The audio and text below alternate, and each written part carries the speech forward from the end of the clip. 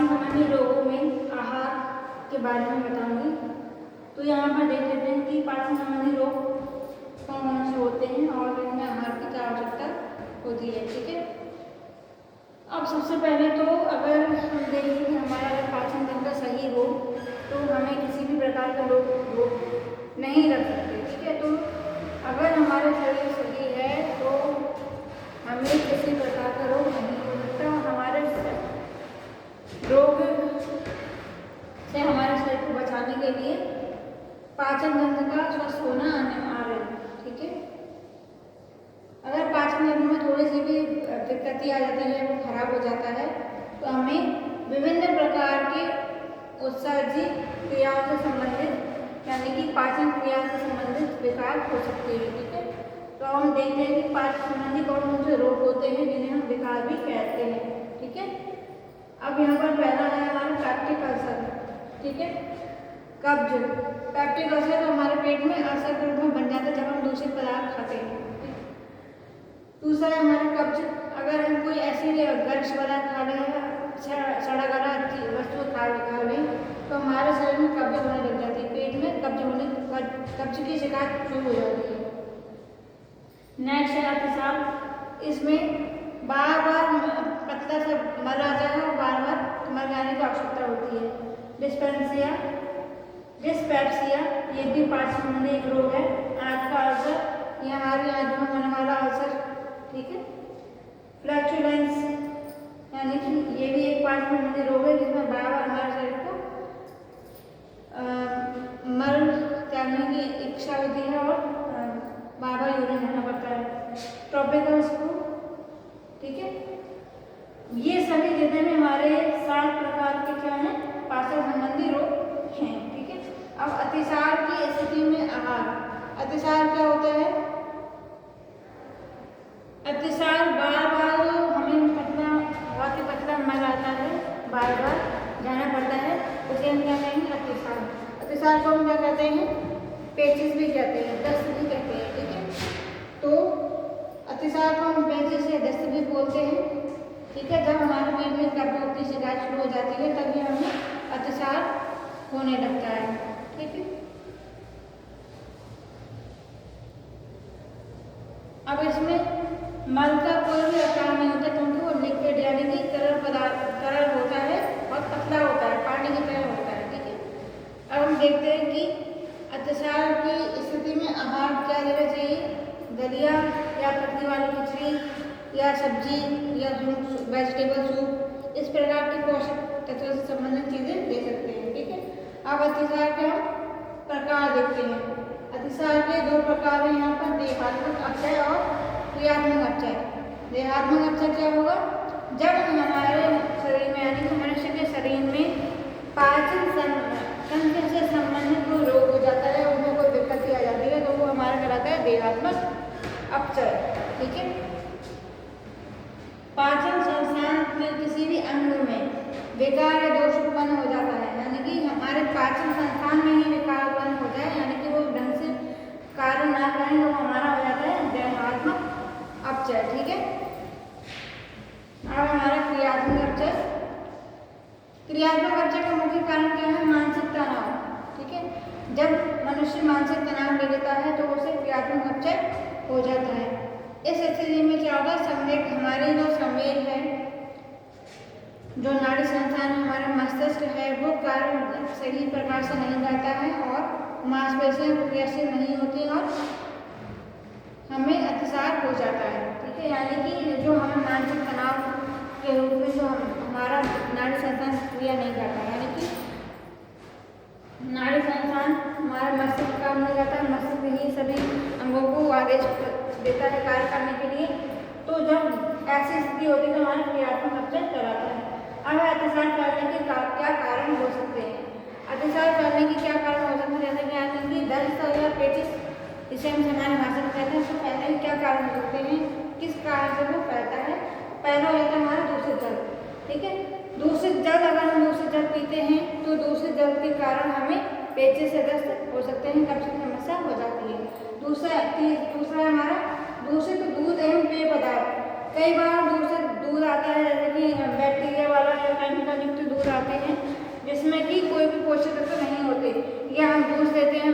Juice लेते हैं या बाहर से कहीं भी मतलब जहाँ पर संक्रामक रोग फैलने की आशंका होती है, मक्खियाँ लग रही होती हैं, ऐसी जगह से हम लोग कोई ऐसी चीज़ें खा लेते हैं, पेय पदार्थ पी लेते हैं, तो वहाँ पर हमें अतिसार होने की संभावना हो जाती है।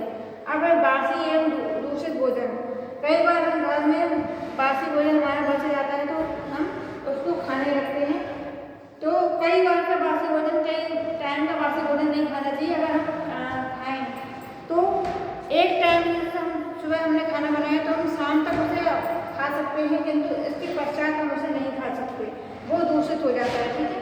अब सड़े गले फल, कई बार मार्केट में सड़े गले फल उपलब्ध हो जाते हैं, तो ऐसी स्थिति में हमको नहीं खाना चाहिए, नहीं खरीदना चाहिए, क्योंकि उसमें बैक्टीरिया आ जाते हैं। ठीक है।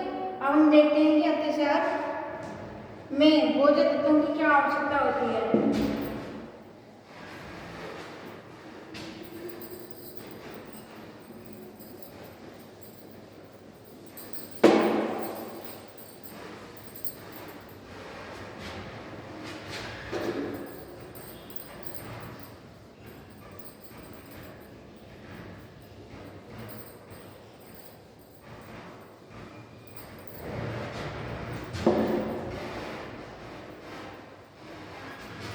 अतिसार में भोज्य तत्वों की आवश्यकता,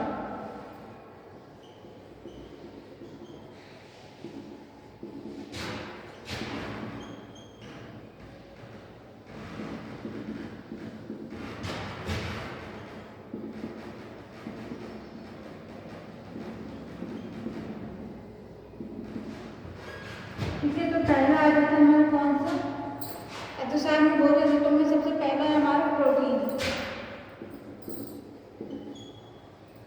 ठीक है। प्रोटीन एक बहुत आवश्यक पोषक तत्व है जो प्रत्येक अवस्था में, प्रत्येक स्थिति में, प्रत्येक रोग में बहुत ज़्यादा आवश्यक है। इसके अभाव में हम स्वस्थ नहीं रह सकते। अगर हमारे प्रोटीन का अवशोषण पेट में ना हो, सही प्रकार से नहीं हो पाता, तो प्रोटीन की कमी से भी रोग होना शुरू हो जाता है। प्रतिदिन हमें वजन के अनुसार, जितना हमारा शारीरिक अनुपात है, वजन है, उसके अनुसार हमें प्रोटीन लेना चाहिए। जैसे कि अगर किसी व्यक्ति का वजन 80 किलो है तो उसे 80 ग्राम प्रोटीन प्रतिदिन लेना चाहिए। ठीक है। तो प्रोटीन की मात्रा इस समय बढ़ा देनी चाहिए। अगर हमें हमारे शरीर में प्रोटीन की कमी हो गई तो हमें प्रोटीन की मात्रा बढ़ा देनी चाहिए और प्रोटीन वाला ऐसा भोजन करना चाहिए जो सुपाच्य हो और अधिक पौष्टिक तत्व वाला हो। ठीक है। यहाँ पर दूध हम ले सकते हैं। ठीक। दूसरा आता है हमारा कैलोरी।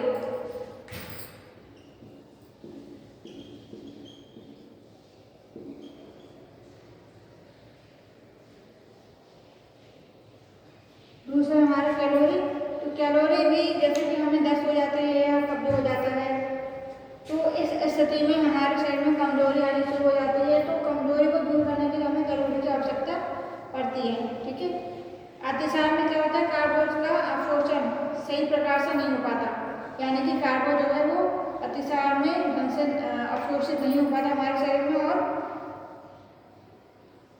इस समय हमारे शरीर में 15 किलो कैलोरी की आवश्यकता पर डे होती है। ठीक है। 15 kilo calorie per day, 1500 kilo calorie per day हमें इसकी आवश्यकता होती है। ठीक है। अब है वसा। अब इसमें भी हमारी दो स्थिति आ जाती है, एक दीर्घकालिक अतिसार होता है और एक अल्पकालिक अतिसार होता है। ठीक है।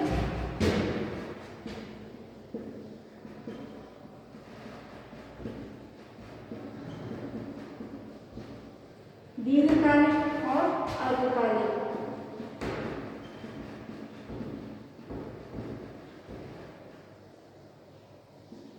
दो प्रकार के हमारे अतिसार होते हैं। ठीक है। अब अल्पकालिक दीर्घकालिक में 2600 किलो कैलोरी और अल्पकालिक में 1500 किलो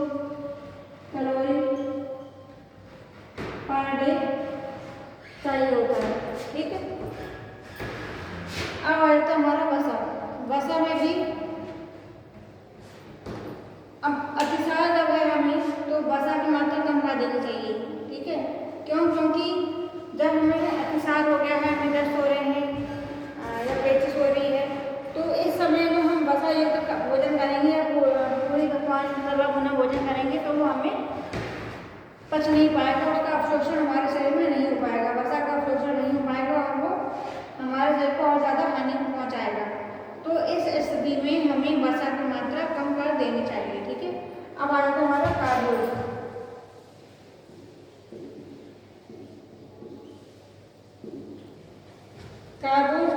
कार्बोज का पाचन अवशोषण, जैसे कि हमें दस्त हो गए हैं या अतिसार है, हमें पेचिश आ रही है, तो कार्बोज का अवशोषण भी सही प्रकार से नहीं हो पाता। जैसे कि हम रोटी खाएं या कुछ ऐसे गश्य पदार्थ खाएं, रोटी, पराठा, पूड़ी, तो इस प्रकार के गरष्ट पदार्थ में जो कार्बोज है वो हमारे शरीर में नहीं पच पाएगा।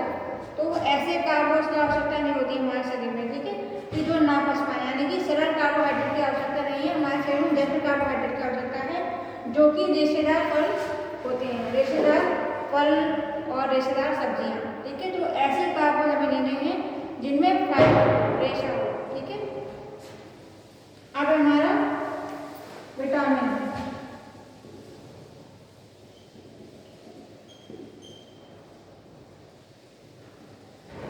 अब है विटामिन। तो विटामिन अतिसार में क्या है, विटामिन की आवश्यकता होती है, विटामिन सी और विटामिन डी, ये दोनों समूह अतिसार रोग को सही करने में बहुत ज़्यादा आवश्यक हो जाते हैं। और जैसे कि इसमें हमें विटामिन वाली सारी चीज़ें लेनी चाहिए, जैसे कि हरी पत्तेदार सब्जियां हैं, गाजर है, जिनमें विटामिन पूर्ण मात्रा में हो। ठीक है, तो हमें विटामिन वाली चीज़ें लेनी चाहिए और पकी हुई सब्जियां दी जानी चाहिए। यानी कि पकी हुई सब्जियों में क्या होता है कि बैक्टीरिया नहीं होते, तो ऐसी चीज़ें हमें लेनी चाहिए। नेक्स्ट है हमारा खनिज लवण।